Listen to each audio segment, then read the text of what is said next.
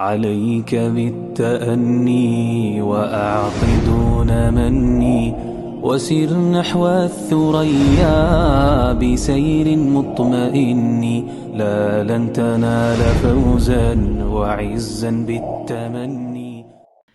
أعوذ بالله من الشيطان الرجيم. بسم الله الرحمن الرحيم. الحمد لله كفى والصلاة والسلام على رسولنا محمد المصطفى. أما بعد. Алдыңғы сабақта біздер тахарат бабын бастадық. Тахарат бабында ғұсылдың үкімдері, сүннеттері мәселесін түсіндірдік. Бүгін иншалла суларға қатысты мәселені, тахарат бабын жалғастырамыз иншалла. Суларға қатысты мәселелер. Фаслун фил мия. Мия деген сөзіміз мәнің көпше тұр, иә? Мия деген сөзіміз яғни суларға қатысты бөлім. Әлләт ясих татхир биха, яғни тазалауға рұқсат етілетін суларға қатысты. Уясиху татхир бимаин мутлақин. Жалпы сумен тазалануға рұқсат етіледі. Татхир деген сөзіміз тазалану деген сөз. Тазалану рұқсат етіледі. Жалпы мұтлақ деген сөзіміз жалпы су, яғни оның ішінде лай су болсын, басқасы болсын, таза. Яғни бұл жердегі мәселе су деп аталатын болса, мысалға судың анықтамасы қандай? Яғни судың анықтамасы аспаннан түскен күйін сипатын сақтаған нәрсені бізде су деп атаймыз қысқасы. Кейбір ғалымдардан мысалы су деген не деген кезде, егер де сізге мынау су деп көрсететін болса, бұл сол су болып есептеледі қысқасы. Яғни әр жерде әртүрлі. Мысалға бір су нашар, су жоқ жерлерде мысалға қарапайым бір лай судың өзі оларға су ретінде есептелуі мүмкін. Именно сол су басқа жерге апарсам, бұл су емес деп есептелуі мүмкін. Қысқасы, яғни бұл тариф, бұл анықтама, бұл ғұрфи анықтамаға жатады.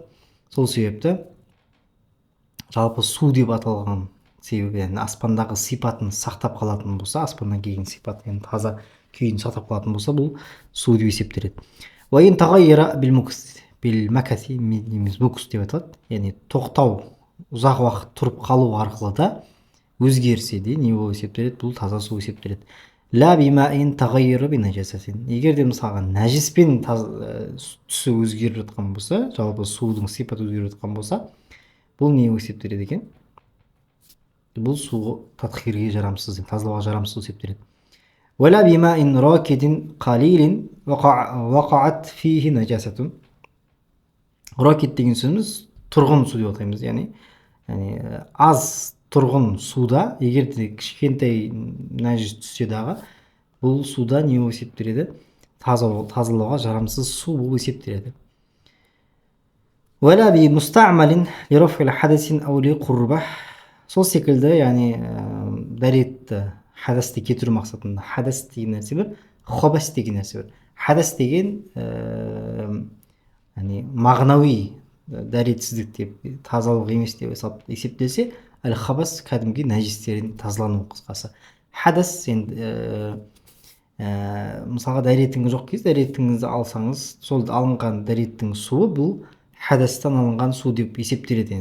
Хадастан қалған су деп есептеледі. Бұл да мысалға мұстамал су, яғни қолданылған су болып есептелгендігі үшін дәретке жарамсыз болып есептеледі. Сол сияқты дәретіңіз бар, бірақ мысалға Аллаға жақындау мақсатында дәретті қайтадан алдыңыз, немесе Құран оқу үшін қолыңызды жудыңыз деген сияқты. Осы құрба үшін алынған сулармен де нестемейді, дәрет алуға рұқсат етілмейді жалпы. Бұл да жарамсыз, татхирға жарамсыз болып есептеледі, яғни дәрет алуға жарамсыз болып есептеледі. Фаслы фи баяни ахками таяммум. Таяммумға қатысты мәселелер талқыласақ енді иншалла. Таяммумға қатысты мәселелер. Оман ажаза ан истиамал ма. Егер де кім суды қолдануға күші жетпесе, қауқар жетпесе, бұл қауқар жетпеу әртүрлі болады. Яғни біріншінде либу'дихи милан, яғни бір шақырым. Мил деген кезде бір араб тілінде милді, яғни 2 километрге жуық арасы, 1 километрден астам шақырымды примерно, яғни 1 километр 800 метр болуы мүмкін, 1 километр 500 метр, таласты мәселелер. Яғни сондай бір ара қашықтықта су сондай ұзақта болса, бұл кезде не істейді екен? Ажаза деп айтады. Бұдан суға күші қауқарсыз жетпеді деген сөз қысқасы. Ұзақтығын себепті суға күші жетпесе, немесе әуел марат, немесе бір ауру себепті, яғни ауру болып тұр, суды қолданса мысалға, ауру деген кезде біздер үш нәрсені түсінеміз. Яғни бірінші ауырып қалу қаупі бар, екіншісі ауруын асқындырып жіберу қаупі бар, немесе үшіншісі ауруын жазылуын кешіктіріп жіберу. Яғни осы үш себепті айтамыз біздер. Яғни марат деген кезде осы нәрсені түсінеміз. Сол себепті, яғни егерде ауру себепті таяммум суды қолданылмай жатқан болса, бұл кезде таяммум соғады. Әуел бәрде немесе қатты бір суықтан мысалға қорқып таяммум алып жатқан болса, рұқсат етіледі таяммум алуға. Әуел хауфи немесе бір қорқыныш, қауіп туған кезде, яғни бұл жерде қауіп әртүрлі болуы мүмкін. Яғни қауіп жануардың қаупі болуы мүмкін, жалпы басқа да үлкен бір қауіптер болуы мүмкін. Қысқасы, егерде сондай қауіп тұрған болса, қорқыныш болса, бұл кезде немесе таяммум алады. Таяммум науиян бидорбайни мустауибан уажхаху ва ядайхи ма'a мирфақайхи. Яғни бұл жерде ниет ету таяммумда не парыз деп есептеледі. Таяммумда ниет ету парыз. Және бидорбай неге ұрыста парыз деп есептеледі. Екі парыз бар. Біріншісі таяммумда ниет ету, екіншісі ұрыс. Қысқасы, осы ұрып өзді жуу парыз деп есептеледі.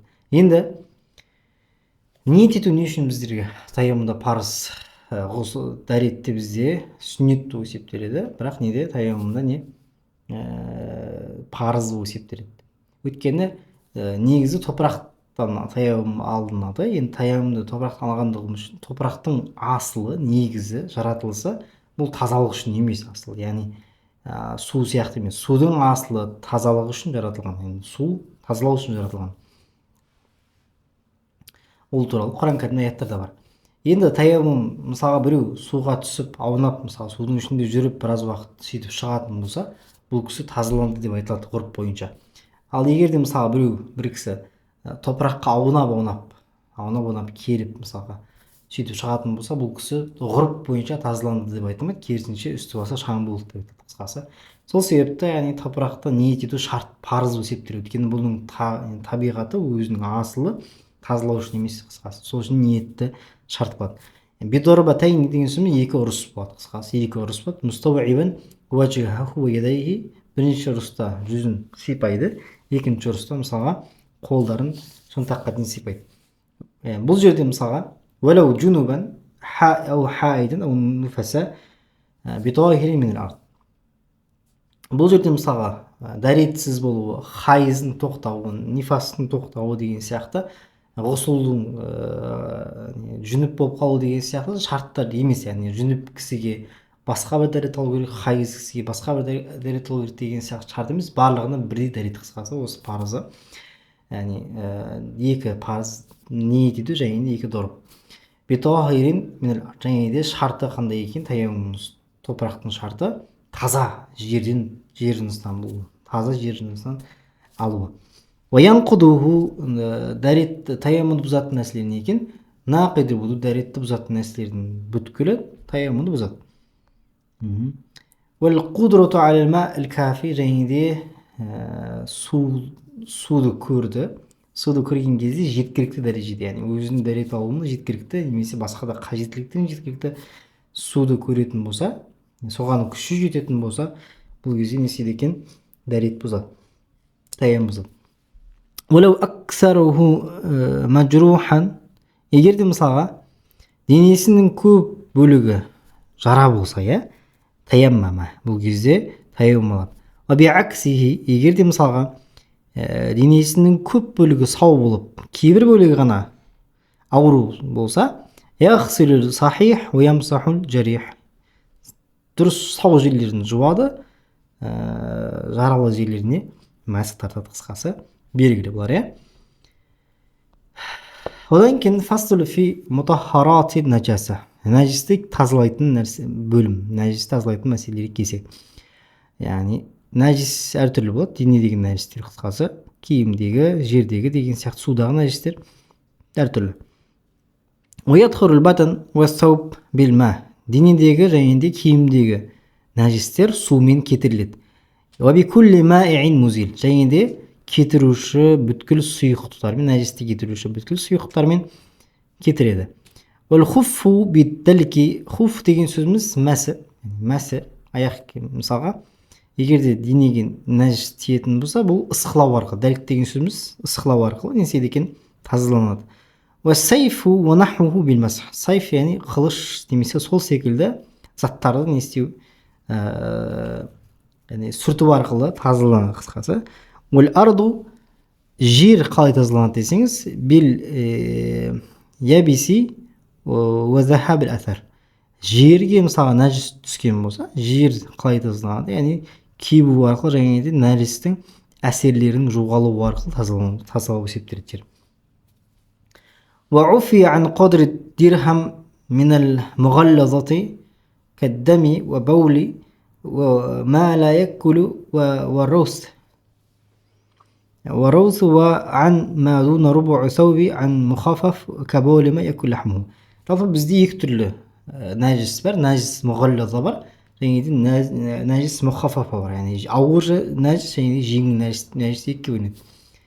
Енді ауыр нәжістердің көлемі, яғни қаншалықты мөлшерде біздерді киімімізде, денемізде тұратын болса, кешіріледі, қысқасы, яғни намаз оқуға рұқсат етіледі. Бірақ макрух тахрим болып есептеледі. Яғни егер дирхамның көлемінде болса, яғни біздер айтпақшы 100 теңгенің көлемінде болса, бұл кезде не істейді екен? Яғни денеде немесе киімде тұратын болса, бұл киіммен немесе денедегі нәжіспен намаз оқуға рұқсат етіледі. Бірақ шарт, бұл макрух тахриман болып есептеледі намаздары. Сол үшін сақтық үшін барынша тазалану керек. Ауыр нәжістерге не жатады? Ауыр нәжістерге қан, нәжістер, мысалы, нәжістер, сідік болсын, сол сияқты нәрселердің барлығы, және де денесі еті жеңілмейтін жануарлардың зәрлері, бұл не есептеледі? Ауыр нәжіс есептеледі. Раус деген тезектер қысқасы, бұл да нәжіс есептеледі. وعن ما دون ربع ثوب من المخفف. және де мұхаффаф деген сөзіміз жеңіл нәжістерде қандай шарттың? Жеңіл нәжіс пен ауыр нәжістердің арасында айырмашылық. Ауыр нәжістерде еті жеңілмейтін жануарлардың зәрі болса, ал еті жеңілетін жануарлардың зәрі бұл жеңіл нәжіске жатады, қысқасы жеңіл нәжіске. Егер де мысалға денеде төрттен бір бөлігіне сол еті жеңілетін жануардың зәрі мысалға төрттен бір бөлігіне жетпесе, бұл кезде кешіріледі. Яғни сол төрттен бір бөлігі мысалға киімнің есептейміз, біз есептесек төрттен бір бөлігі қанша болады? Яғни шамамен соның көлеміндей егер де болса, төрттен бір бөлігіне жетпесе, бұл кезде намаз оқуға рұқсат етіледі. Яғни бұл мұхаффафа қатысты. Және біздер мысалға құстың несіне қатысты? Яғни құстың саңғырығы деді. Құстың саңғырығы егер де денеңізге тиетін болса, мысалға көбінесе жазды күндері мысалға адам құстардың денесіне тиіп жатады. Мысалы, бұл нәжіс болып есептеледі ме асылында? Яғни бізде құстардың саңғырықтар нәжіс ретінде есептелмейді, нәжіс болып есептелмейді. Денеге тиетін болса, мысалға бұл нәжіс болып есептелмейді. Жақсы. Фаслун фи баян ахкам истинжа. Истинжаға қатысты мәселелер. Истинжа бұл дәреттен кейін денедегі нәжістерді толық шығуын қадағалау, қысқасы истинжа деген осы. Суннатун бұл сүннет болып есептеледі. Бе нахвил хаджар, тас секілді заттарменен истинжа жасау бұл не есептеледі бізде? Сүннет болып есептеледі. Уәл-ғусул афты, бірақ жуған абзалырақ. Уәкуриха би'азмин уа раусин, сүйекпен немесе раус деген тезекпен истинжа жасау бізде шариғатта макрух болып есептеледі. Уәказал истиқбали қибла уәл истидбаруха фил хила. Және де әжетхананың ішінде қыблаға алдымен қарап отыру, немесе қыблаға артымен қарап отыру. Истидбар деген сөзіміз артқа қарап отыру, истиқбал алға қарап отыру. Қыбланы алға алып отыру, немесе истидбар артқа қаратып отыру қыбланы. Бұл да макрух болып есептеледі. Уатакаллум, және де әжетханада сөйлеуде нәжіс болып есептеледі, макрух болып есептеледі. Уәл истиқбалу айни шамси уәл қамар уа тахта мусмир. және де айға қарап, күнге қарап дәрет сындыруда бұл да бізде мәкрух болып есептеледі. Өйткені пайғамбарымыз саллаллаху алейхи уассалам хадисінде не деген? Әш-шамсу уәл қамару аятани мин аятилла. Яғни Алла тағаланың бір белгілерінен бір белгісі. Бұл сол себепті Аллахтың белгісі болғандығы үшін айға немесе күнге қарап дәрет сындыруға болмайды дейді. Ва тахтал мусмир, және де жеміс беретін ағаштың астында дәрет сындыруға болмайды. Яғни бұл да макрух болып есептеледі. Китабу сура, намаз бабына келетін болсақ, шарайты сура, намаздың парыздары, шарттары. Шарттар деген бар, рукун деген бар. Шарттар намаздың сыртында болады, рукундар намаздың ішінде болады. Тахаратул бадан минал хадас вал хабас, денені хадастан және хабастан тазалау. Яғни хадас деген сөзіміз мағынауи тазалықтан тазару болып есептелсе, хабас деген сөзіміз шынайы нәжістер. Осы нәрседен тазалану керек. Тахарatu сауб вал макан, және де киім мен мекеннің таза болуы. Ва сатрул аура, және де әуреттің жабық болуы. Ва истиқбалу қибла, қыблаға қарау. Ва уақыт, уақыттың кіруі. Ва ния, ниеттің болуы. Ва тахрима, такбир тахрима айту. Бұл осы 8 парыз болып есептеледі.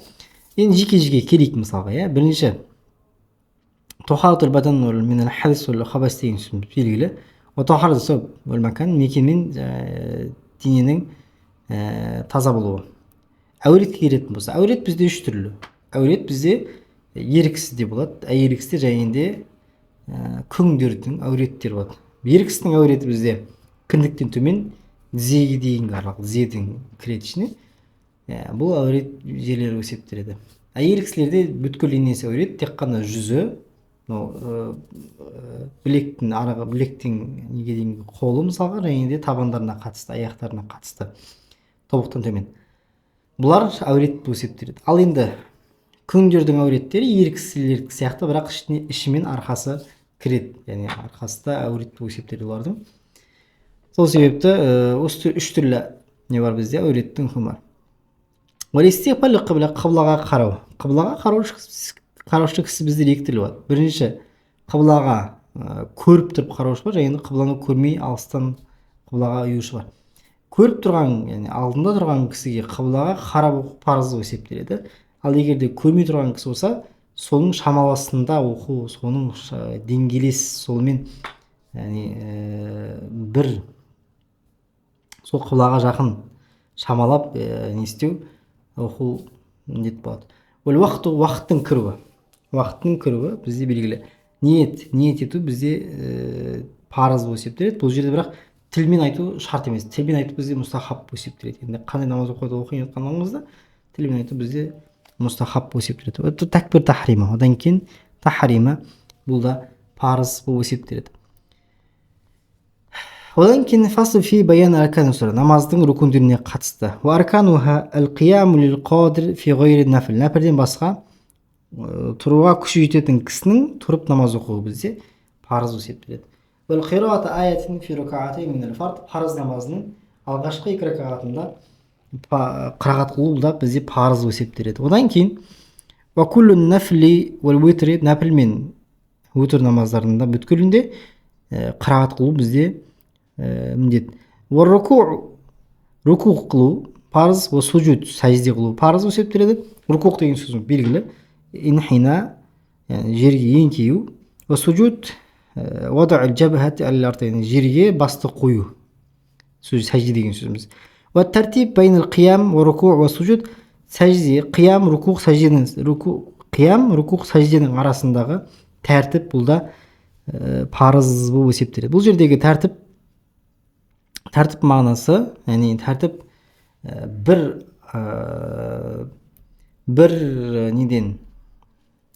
бір рукуннен келесі рукунге өту бізде парыз болып есептеледі қысқасы.